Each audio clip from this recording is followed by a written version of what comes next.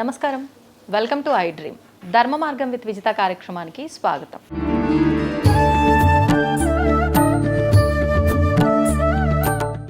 నమస్కారం గురువుగారు.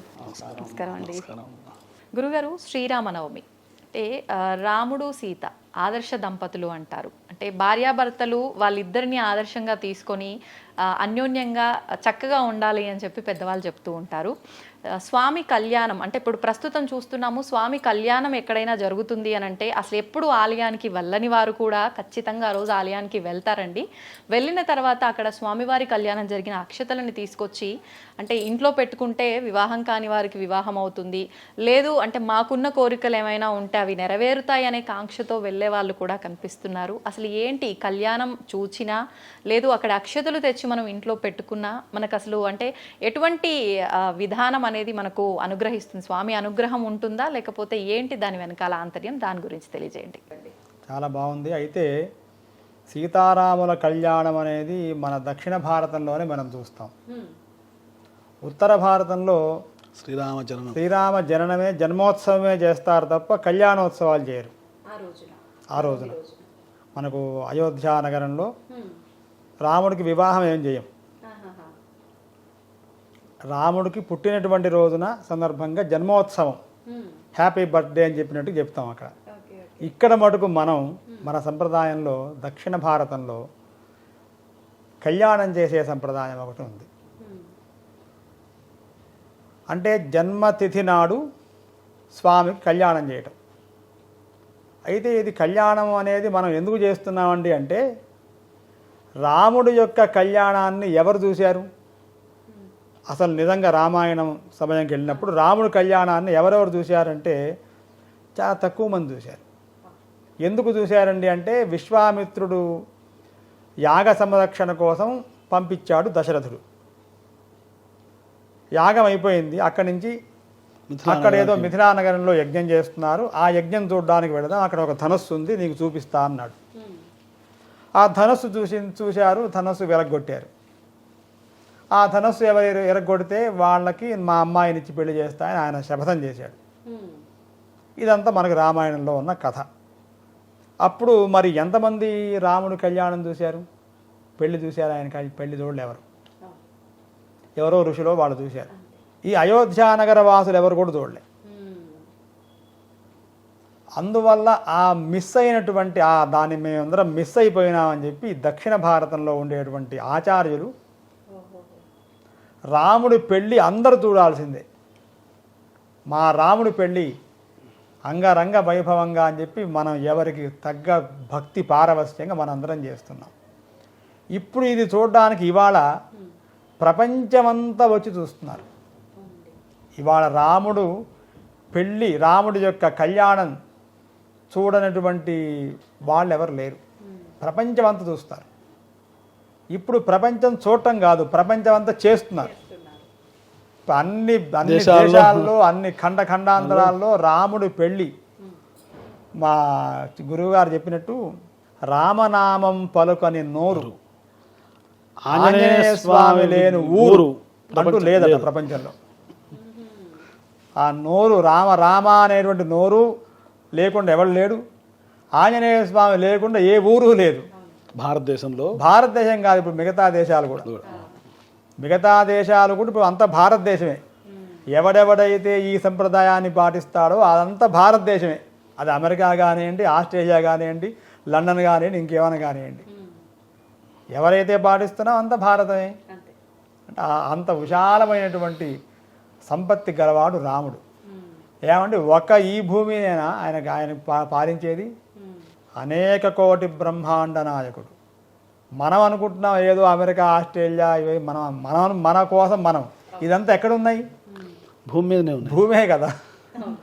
ఈ ఒక్క భూమి ఏంటయ్యా బాబు, ఇట్లాంటి కొన్ని కోట్ల భూములు ఉన్నాయి అన్నాడు. అన్ని కోట్ల భూముల్లో కూడా రాముడు కళ్యాణం జరుగుతుంది. ఆయన ఎట్లాంటి వాడు? ఆయన అనేక కోటి బ్రహ్మాండ నాయకుడు కదా. బ్రహ్మాండం అంటే ఏమిటి? బ్రహ్మాండం అంటే 14 లోకాలు కలిపితే ఒక బ్రహ్మాండం. ఒక లోకం మన భూమి ఒకటే కదా, ఇంకా 13 ఉన్నాయి. అతల వితల సుతల రసాతల తలాతల పాతాళ మహాపాతాళ సప్తపాతాళస్యోపరితమే భూలోక పంచాశత్ భూలోక భువర్లోక సువర్లోక మహర్లోక జనోలోక తపోలోక సత్యలోక అని 7. ఇవి 7 ఈ మధ్యలో భూమి. ఈ 14 కలిపితే బ్రహ్మాండం. ఈ 14 అయితే ఒక బ్రహ్మాండం. ఇట్లాంటివి ఎన్ని ఉన్నాయండి అంటే అనేక కోటి. 1 కోటి కావయ్యా, అనేక కోట్లు ఉన్నాయి అన్నాడు. ఈ అనేక కోట్లలో కూడా ఈ రామ వైభవం జరుగుతుందన్నమాట. 1 కోటి ఇక్కడే కాదు. కాబట్టి అంత ఏతావానస్య మహిమా అతో జ్యాయాగుశ్చ పూరుషః అనే వేదంలో మంత్రం చెప్పినట్టుగా, కాబట్టి రాముడి యొక్క కళ్యాణాన్ని అందరూ కాంచాలి, అందరూ చూడాలి. సీతారాముల కళ్యాణము చూతమురారండి. చూడాల భాగ్యం, చూచువారులకు చూచు భాగ్యం అట. అటువంటి భాగ్యం కలగాలని చెప్పి దక్షిణ భారతంలో ఆ జన్మతిథి నాడు కళ్యాణం చేయడం అనేది చాలా సంప్రదాయంగా, ఒక ఆగమ శాస్త్ర విధానంగా మనం చేయటం. అది స్వామి యొక్క కైంకర్యం. దీన్ని ఏమంటామండి అంటే కైంకర్యం అంటాం. కైంకర్యం అంటే ఏమిటంటే అంటే ఒక భృత్యుడుగా, ఒక దాసుడుగా, ఒక కింకరుడుగా చేసేటువంటి భావన. అంటే ఏదో నేను చేస్తున్నా అని కాకుండా నేనే చేస్తున్నా, నేను కూడా చేస్తున్నా అనేటట్టు చేయాలట. అది కైంకర్యం అంటే. కింకరుడు అంటే సేవకుడు, సేవలాగా చేయాలి. కింకరస్య భావం కైంకర్యంలాగా. కాబట్టి రాముడి యొక్క కళ్యాణం అది మంత్రంతో చేస్తారా, మీరు భక్తి పారవస్యంతో చేస్తారా, ఎట్లా చేస్తారో నాకు తెలియదు, చేయండి చాలు. దానివల్ల జగత్ కళ్యాణం ఏర్పడుతుంది. జగత్తు మొత్తం ఆనందంగా ఉంటుంది, సస్యశ్యామలంగా ఉంటుంది. పాడి పంటలు, చక్కని ఆరోగ్యం, పిల్ల పాపలు, పిల్ల జల్ల, చక్కగా నీళ్లు ప్రవహిస్తూ ఉంటాయి, నదులు చక్కని జలాలు ఇస్తుంటాయి, చెట్లు మంచి ఫలాలను ఇస్తుంటాయి, తీగలు మంచి పుష్పాలను ఇస్తుంటాయి. ప్రపంచమంతా ఆనందపడుతుంది. ఒక్క ఉగాది పండగ, శ్రీరామనవమి మానవులు చేసుకోరు, సమస్త జంతుజాలం కూడా చేసుకుంటుంది. ఎందువల్లంటే ప్రకృతి పులకిస్తుంది కదా. మామిడి పూలు వస్తుంటాయి, కోయిలు పోస్తుంటాయి, ప్రకృతి అంతా ఆనందంగా ఉంటుంది. ఒక మానవుడు మాత్రమే చేసుకోడు ఈ ఉత్సవాన్ని. సమస్త జీవరాశి మొత్తం కూడా భక్తి పారవస్యంగా, స్వామి ఇంత జగత్తును మాకిచ్చావు, ఇంత చక్కని ప్రకృతినిచ్చావు, ఇవన్నీ మనం పాడు చేస్తున్నాము, మేము పాడు చేయకుండా మంచిగా ప్రకృతిని కాపాడుతాము, జలాల్ని కాపాడుతాము, సముద్రాన్ని కాపాడుతాము, భూమిని కాపాడుతాము, నదిని కాపాడుకుంటాము అనేటువంటి ఒక జీవ చైతన్యాన్ని ఏ జీవి కూడా పాడు చేయట్లే. సమాజాన్ని ఒక్క మానవుడే పాడు చేస్తున్నాడు, కాలుష్యం చేస్తున్నాడు. కాబట్టి ఈ కాలుష్యరహితమైనటువంటి జీవనాన్ని మానవుడికి రాముడు అనుగ్రహించాలి అని చెప్పి ఒక నవీన సందేశం మనందరం కూడా మీ టీవీ ఐ డ్రీమ్స్ మాధ్యమంగా అందరం కూడా మనం సాయిల్, భూమిని కాపాడాలి, ప్రకృతిని కాపాడాలి, మన ఆరోగ్యం మనం కాపాడుకోవాలి. అట్లా రాముడు యొక్క సేవ ద్వారా ప్రకృతి మొత్తం ఇంత గొప్పగా పండగ చేసుకుంటుంటే మనం ఎందుకు చేసుకోకూడదు? కాబట్టి మనం కూడా రాముడు యొక్క సేవ. రాముడు ఏం చెప్పాడు? భూజాత అన్నాడు అమ్మవారిని. భూగర్భజాత భువనైక మాత అన్నాడు అమ్మవారిని. శ్రీరామపత్రి జనకస్య పుత్రి సీతాంగనా సుందర కోమలాంగి భూగర్భజాత భువనైకమాత వధూవరాభ్యాం వరదా భవంతు.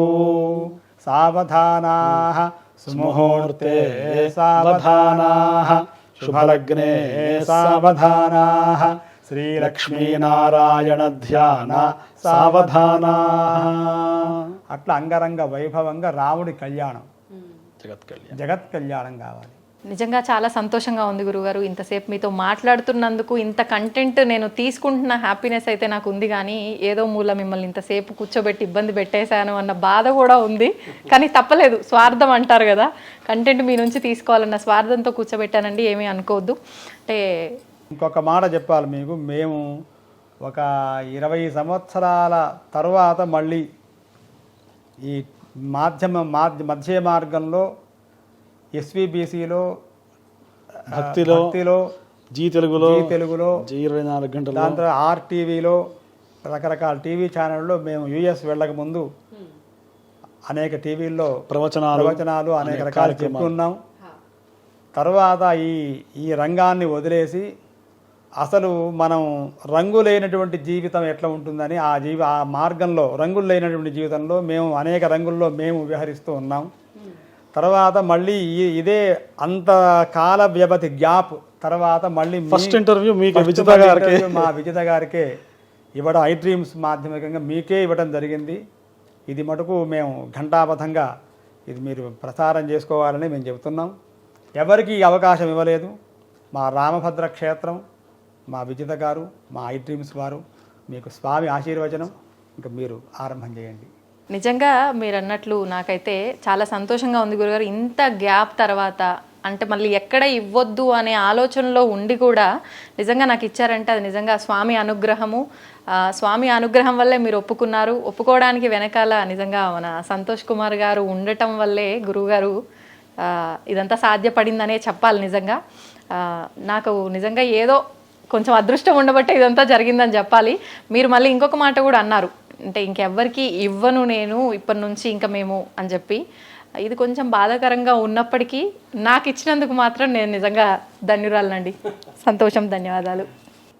మీకు ఆ శ్రీరామచంద్ర స్వామి అనుగ్రహం చేత మీరు ఇంకా ఇంకా మీ రంగంలో మీరు, మీ కెమెరామెన్స్, మీ ఉన్నటువంటి బృందం ఏదైతే ఉందో మీ టీం అందరి మీద కూడా ధర్మస్థాపకుడైనటువంటి ఆ సీతారామచంద్ర స్వామి అనుగ్రహం, మా మట్టపల్లి లక్ష్మీ నరసింహస్వామి యొక్క అనుగ్రహం కలిగి ఈ ధార్మిక మార్గంలో మీరు ఇంకా గొప్ప గొప్ప కార్యక్రమాలు భగవంతుడు మీ చేత చేయించాలి అని చెప్పి ఆశీర్వదించను మీ అందరికీ కూడా.